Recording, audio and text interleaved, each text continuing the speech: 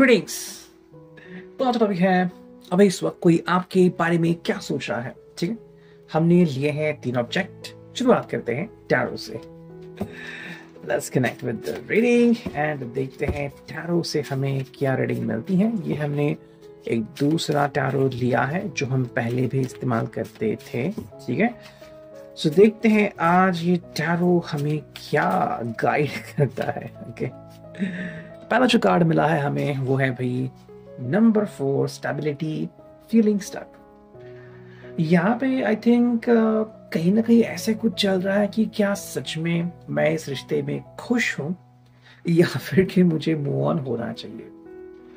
मुझे पता है काफी सारे लोग जो हैं वो इस चीज से गुजर रहे हैं, जो नहीं चाहते कि उनका रिश्ता किसी भी हालत में टूटे, लेकिन किसी व्यक्ति की सोच क्या हो सकती है इसे हम कंट्रोल नहीं कर सकते। हाँ, उसे इन्फ्लुएंस जरूर कर सकते हैं, उसके ऊपर प्रभाव डाल सकते हैं, लेकिन अंत में क्या चॉइस होगी ये व्यक्ति खुद डिसाइड करेगा।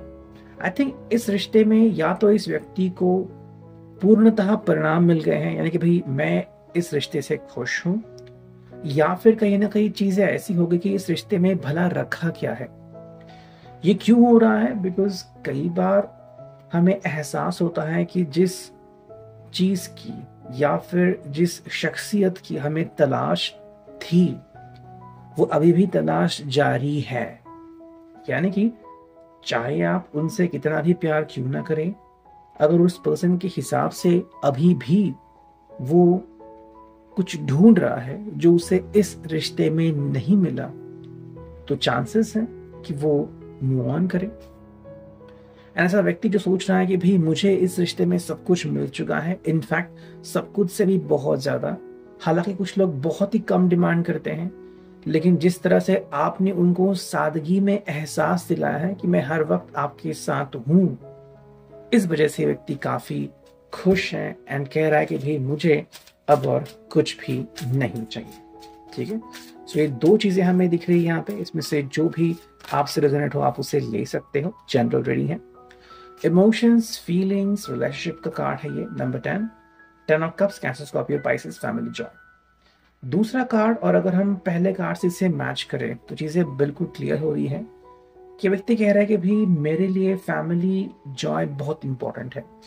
और फैमिली जॉय का मतलब, अगर आप ऑलरेडी मैरिड हैं, आपके बच्चे हैं, या फिर आप दोनों की नई नई शादी हो चुकी है, या फिर आप कमिटमेंट दे चुके हो, तो इससे बड़ी बात क्या हो सकती है। यानी कि खुशियां आपके कदम चूम रही है। दूसरी अगर हम बात करें तो ये जो व्यक्ति है वो शायद फैमिली ओरिएंटेड है, चाहे उसका जेंडर जो भी हो। ये व्यक्ति चाहता है कि हर तरीके से फैमिली खुश रहे, यानी कि अपनी फैमिली के खिलाफ वो कोई भी डिसीजन नहीं लेना चाहते। ठीक है, चलो एक और कार्ड आ गया जो कि है 2 of wands, fire sign, Aries, Leo, Sag, action का कार्ड, प्लानिंग। आई थिंक इस पर्सन ने कुछ ना कुछ प्लानिंग करके रखा हुआ है, यानी कि भाई कब कौन सा एक्शन लेना है। अगर फैमिली गुस्से में है तो फैमिली को शांत कैसे करना है, या फिर डायरेक्टली उनको बताना है कि आप दोनों ने एंगेजमेंट या मैरिज कर ली है। इसके बारे में कहीं ना कहीं उनकी सोच जो है वो बहुत एक्टिव है। तो फायर साइन है, इसलिए आई थिंक ये पर्सन कभी भी ऐसे डिसीजन ले सकता है। सो get ready for it. Next card मिला है वो है 8 of pentacles, taurus, Virgo, Capricorn. And यहाँ पे जो इंपॉर्टेंट है वो है फोकस। इस पर्सन के लिए अभी फोकस करना या फिर अपने जॉब के ऊपर ध्यान देना काफी इंपॉर्टेंट है। अगर वो किसी चीज की तैयारी कर रहा है तो उसमें भी आगे बढ़ने के लिए इस पर्सन को अपना सारा ध्यान उसमें लगाना काफी इंपॉर्टेंट है। जब ये ऐसा कर पाएगा तो निश्चित तौर पे उसे काफी अच्छा सॉल्यूशन मिलने के चांसेस काफी हद तक बढ़ जाते हैं। अब हम देखते हैं ट्विन फ्लेम ओरेकल डेक से हमें क्या रीडिंग मिलती है। ठीक है, चारों को तो हमने देख लिया। पहला जो कार्ड है वो है ट्विन फ्लेम रिकॉग्निशन, यानी कि your counter part identifies you. यहाँ पे आई थिंक इस पर्सन ने या तो आपको आइडेंटिफाई कर लिया है या फिर आपने उनको आइडेंटिफाई कर लिया है।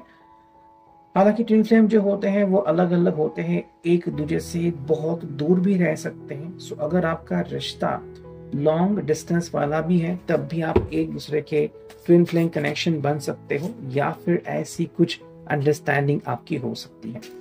सेकंड जो कार्ड है karmic partner pushing each other to grow. ठीक है, अब ये एक लेसन है आप दोनों के लिए, अगर आप इस लेसन को सीखना चाहते हो या फिर लेना चाहते हो। जब हम किसी कार्मिक अकाउंट में होते हैं, यानी कि किसी को बस देखते ही जैसे कहते हैं ना, मान लो कि ट्विन फ्लेम कनेक्शन है वो तो होकर ही रहेगा, या सोलमेट कनेक्शन है, लेकिन कार्मिक अकाउंट हम खुद क्रिएट करते हैं। किसी व्यक्ति की कोई अदा या फिर कोई स्पेशलिटी हमें बहुत भाती है एंड हमें लगता है कि इस व्यक्ति से बढ़िया हमारे लिए कोई हो नहीं सकता। हालांकि हम इसे, कुछ लोग इसे कार्मिक अकाउंट नाम देते हैं, बट इसमें क्या होता है, जब आप इसमें ग्रो करना चाहते हैं, जब आप इसमें बुलंदियां हासिल करना चाहते हैं, तो सिर्फ अकेले करने से नहीं होगा।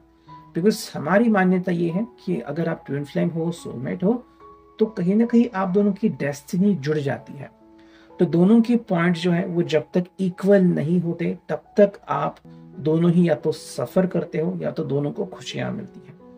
यहाँ पे उल्टा होता है, यहाँ पे आपको खुद कोशिश करनी पड़ती है ताकि सामने वाला भी आपके जो प्रयत्न हैं उससे रिकग्नाइज करे।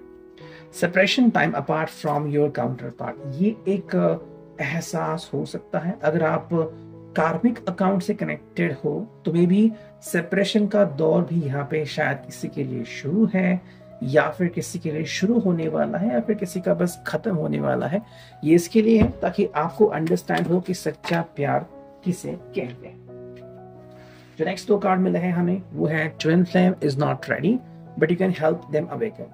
तो अगर आप दोनों में से कोई ट्विन फ्लेम को ढूंढ रहा है, चाहे आप दोनों एक दूसरे के ट्विन फ्लेम हो या फिर आपके लिए कोई दूसरा व्यक्ति है जो ट्विन फ्लेम कनेक्शन में है, तो यहाँ पे या तो ये पर्सन रेडी नहीं है या फिर उससे नहीं पता अगर आप उसके सामने आओगे तो उसे कैसे रिस्पॉन्ड करना है। तो ये आप दोनों के हाथ में है। अगर आपको ट्विन फ्लेम कनेक्शन ही चाहिए तो कैसे भी करके आप उसे ढूंढ सकते हो। Think twice, something is not to your highest good. ये एक बहुत अच्छी बात आ गई। कई बार हम लोग जो होते हैं वो प्रलोभन में आ जाते हैं कि हमारे लिए ये सही है, हमारे लिए वो सही है, लेकिन कई बार वो आपके लिए सही नहीं होता। Yes, okay. सो ये चीजें होती जैसे कि मान लो आप किसी रेस्टोरेंट में जाते हो, अचानक से आपकी तबीयत खराब हो जाती है या फिर कुछ नेगेटिव हो जाता है, तो हर चीज आपके लिए सही हो ये जरूरी नहीं है। ये आप दोनों को मिलके डिसाइड करना होगा। फाइनली देखते हैं कि रोमांस एंजल हमें क्या बतलाते हैं। एंड जो पहला कार्ड हमें मिला है वो है stay optimistic about your love life, यानी कि पॉजिटिव थिंकिंग रखना है। बिल्कुल भी मन में नेगेटिविटी या नकारात्मक भाव नहीं लाना है कि ये वही कहेंगे या फिर ये मुझसे झगड़ा करेंगे, बिल्कुल नहीं। ये बस एक सोच है, लेकिन सोच के ऊपर ही तो हमारी जिंदगी रिस्पॉन्डिव होती है या फिर डिपेंडेंट होती है। नेक्स्ट कार्ड में let go of control issues, ये काफी इंपॉर्टेंट है आप दोनों के लिए। अगर आपको लग रहा है कि आप दोनों कंट्रोल कर रहे हो एक दूसरे को, या फिर आपको लग रहा है कि भाई अगर ये मेरा कहना माने तो जिंदगी और बेहतर हो जाएगी, तो यहाँ पे ऐसी चीज नहीं लानी है जब तक कि वो आपको परमिशन ना दे या फिर जब तक कि आप उनको परमिशन ना दे। फाइनल कार्ड देखते हैं फ्रॉम द रोमांस एंजल्स एंड ये है हीलिंग फैमिली इश्यूज।